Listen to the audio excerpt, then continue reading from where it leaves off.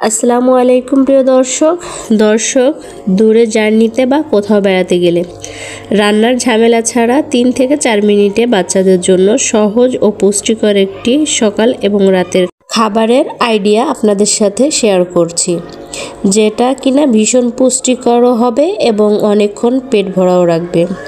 তো এখানে আর কথা না বাড়িয়ে চলে যাব মূল আয়োজনে। সহজ এবং পুষ্টিকর এই নাস্তাটি তৈরি করার জন্য প্রথমেই লাগবে ভালো পাকা দেখে একটি কলা। কলাটাকে সিলে একটা কাঁটা চামচের সাহায্যে খুব ভালো করে ম্যাশ করে নিব।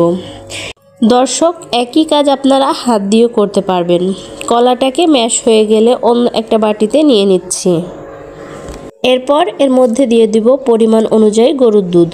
তবে যেসব বাচ্চারা গরুর দুধ খায় না তাদের ক্ষেত্রে এখানে গরুর দুধের পরিবর্তে নর্মাল পাউডারটা ব্যবহার করবেন, অথবা যে সকল বাচ্চারা ফর্মুলা দুধ খায় তাদের ক্ষেত্রে ফর্মুলা দুধটাও নিয়ে নিতে পারেন। এখন এর মধ্যে নিয়ে নিচ্ছি 1 পিস ব্রেড। আপনারা এখানে ব্রেডের পরিবর্তে আটার রুটিও ব্যবহার করতে পারবেন, অথবা ভাতও ব্যবহার করতে পারবেন। ভাতটা দিলে আগে থেকে চটকিয়ে নেবেন। এখন দুধ এবং কলার ভিতর পাউরুটিটাকে খুব ভালো করে মিশিয়ে নিচ্ছি। আর একই কাজ আপনারা চাইলে হাত দিয়েও করতে পারবেন। তো যাই হোক, প্রতিটি উপকরণ খুব ভালো করে মিশিয়ে নিলেই দেখবেন পাউরুটিটা একদম গলে গিয়েছে। তারপরও চামচ দিয়ে চেপে চেপে ম্যাশ করে নেবেন। এখন বাচ্চাকে খাওয়ানোর জন্য একদম রেডি। খুবই সহজ এবং পুষ্টিকর একটি খাবার রেসিপি, খেতে অসম্ভব মজা। তাই আইডিয়াটা আপনাদের সাথে শেয়ার করলাম। আশা করছি আপনাদের উপকারে আসবে। তো দর্শক, এই ছিল আমার আজকের আয়োজন। ভিডিওটি ভালো লাগলে প্লিজ একটি লাইক দিবেন এবং বাচ্চাদের নিত্য নতুন খাবার রেসিপি পেতে চ্যানেলটিকে সাবস্ক্রাইব করে পাশেই থাকবেন। আল্লাহ হাফেজ।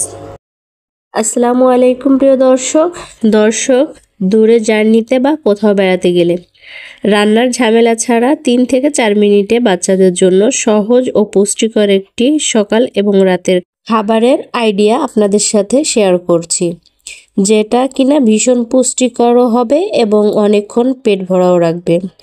তো এখানে আর কথা না বাড়িয়ে চলে যাব মূল আয়োজনে। সহজ এবং পুষ্টিকর এই নাস্তাটি তৈরি করার জন্য প্রথমেই লাগবে ভালো পাকা দেখে একটি কলা।